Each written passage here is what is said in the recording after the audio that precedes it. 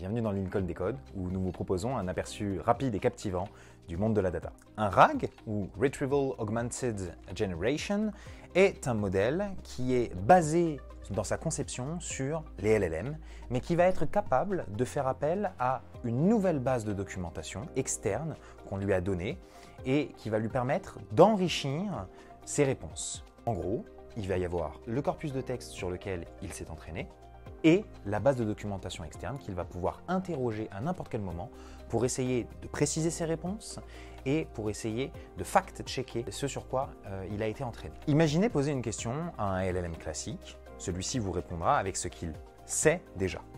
Un RAG, lui, vous répondra à partir de sa base de connaissances, mais vous dira « Attendez, je vais aller regarder dans les informations qu'on m'a données de manière supplémentaire et essayer de croiser les informations pour répondre au mieux à la question qu'on lui a posée. » Au niveau des cas d'application, on peut notamment parler de la recherche d'informations en temps réel.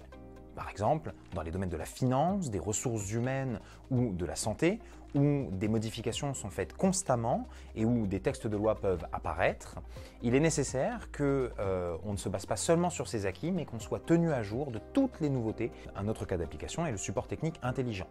Vous téléphonez à un agent parce que vous avez un cas très complexe à résoudre sur votre machine. La personne qui est au bout du fil va peut-être avoir besoin d'avoir un support lui aussi pour essayer de répondre au mieux à votre demande en allant chercher dans de la documentation très technique et complexe et de croiser plusieurs sources pour essayer de répondre à votre demande.